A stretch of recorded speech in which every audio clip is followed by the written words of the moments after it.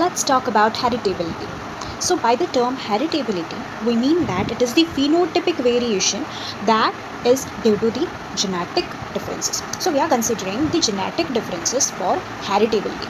However, if we consider overall the phenotypic variations can be due to the genetic differences or due to the environmental differences. But in the case of heritability, we are considering just the genetic differences. This is important. Now, overall, if I write what is phenotypic variation, okay, this is given as VP. Okay, this is phenotypic variation. Phenotypic variation is an addition of three different components. The first one is your genetic variation.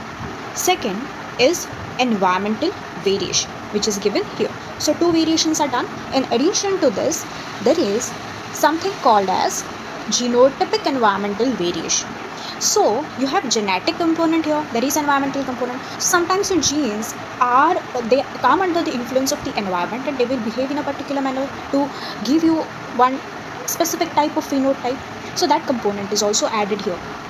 So overall, if I go to see, it is the addition. Your phenotypic variation here is given as VP, and it is the addition of genotypic variation or genetic differences here, or I would say it is the addition of genetic differences plus environmental differences and genetic environmental differences, the combination of both. Now what I'll do is that let's consider your genetic differences specifically.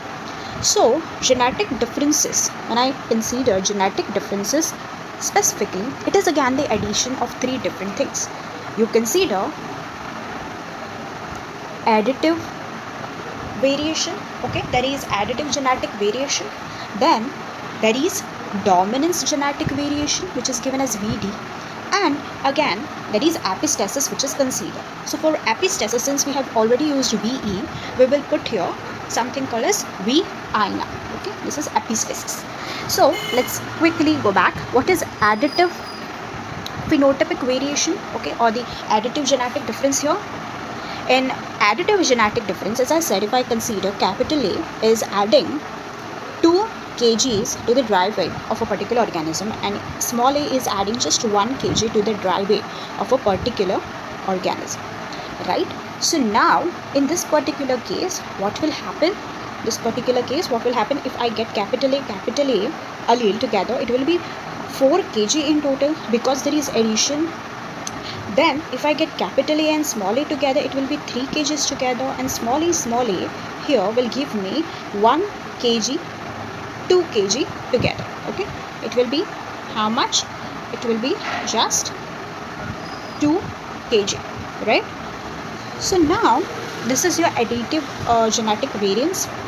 Let's consider dominance. Dominance is, we know that capital A allele is dominating the small a allele, right? Or capital T allele is dominant over small t allele in the case of height. And when we talk about the epistasis, we know that two genes interact. Okay, one gene can inhibit the effect of the other gene. So all these three components are added to get genetic variance or genetic difference. Now this genetic difference is a part of your phenotypic variation. Okay, now let's move ahead and talk about two different types of heritabilities. The first type of heritability that is given here is broad sense heritability. Heritability, as I said, we are considering only the genetic differences. Here also this is genetic differences. So let's just focus about the VG here. But now how will I write it?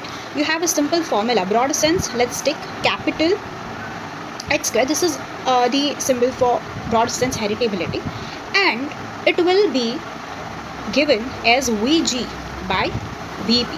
So did you look at this particular formula? What are we doing is that we are considering VG and we are dividing it with the whole of your phenotypic variance. Okay, basically the genetic difference, we are dividing it with the phenotypic variation completely. So we are considering just the genetic variation. This is on the broader sense, heritability. Okay, so this formula here is important. And the second thing, in the narrow sense, what do we do? In narrow sense, we give h square, which is the small h square, and it's given as the genetic variation only. But here we will just consider this additive variation. Okay, this particular part, which is additive genetic variation. Okay, so it will be given as VA by VP, and this is your formula for narrow sense. So in narrow sense, we are considering just VA. Okay, we are considering just VA and not whole of VG. VG was composed of all three components, but out of these three components, we are narrowing it down, okay, and considering just VA. Okay,